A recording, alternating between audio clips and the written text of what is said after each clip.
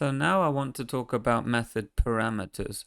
A parameter is just a fancy way of giving a method some information. So here you go, here's some information, work with it. And we're going to use an example here. Here's an example. We're just saying hello world to the user. Very simple.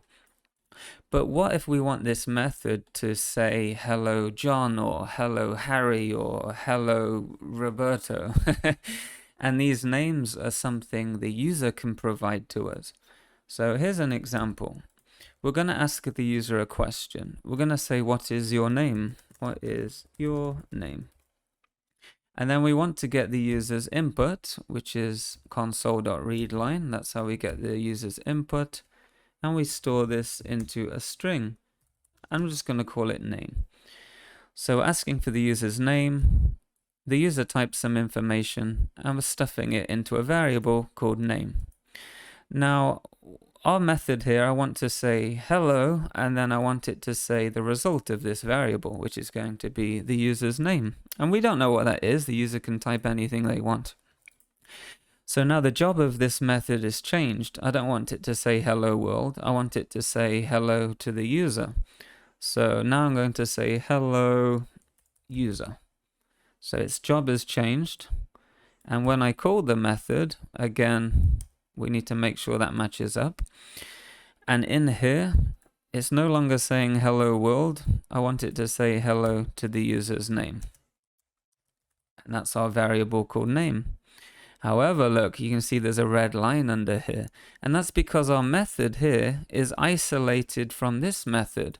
It doesn't know about this variable because this has been defined inside this method.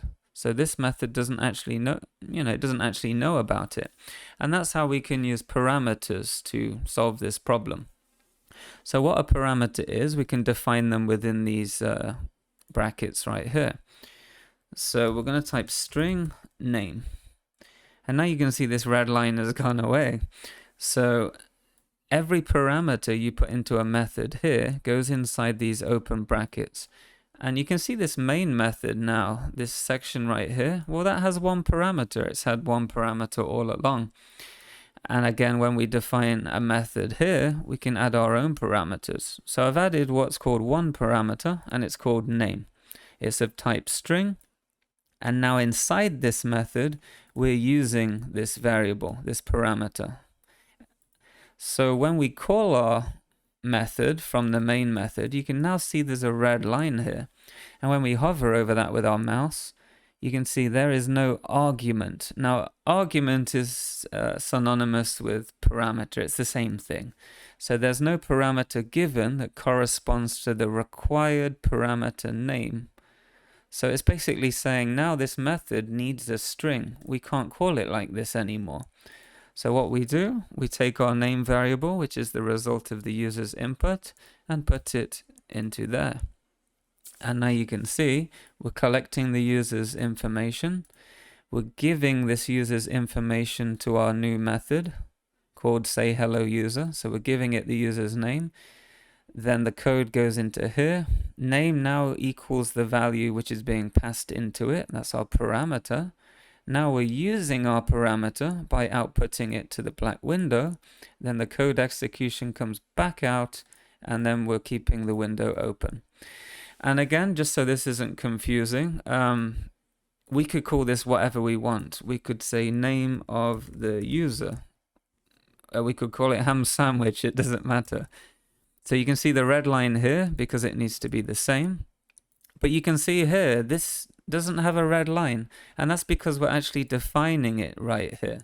So even though the value comes into the method here, when we arrive in here, we can call this whatever we want. It will still have this value, but it doesn't need to be the same name like this. It doesn't need to be like that with the same exact name. It can be, but it doesn't have to be. So that is something you should bear in mind. So when the parameter is passed in, the value is passed in, it's kind of redefining a whole new variable here, but with this value. So I hope that makes sense.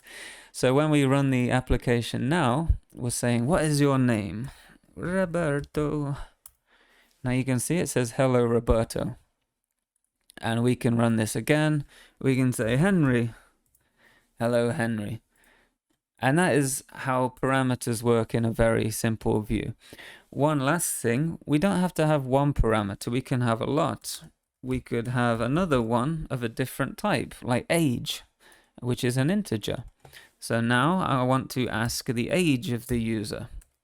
What is your age? And remember, age is an integer because it's a number. And I'll just call it age.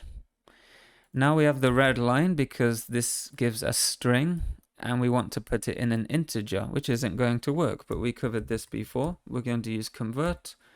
We want to convert it to an integer, which is 32 bits, and then put the parentheses around everything.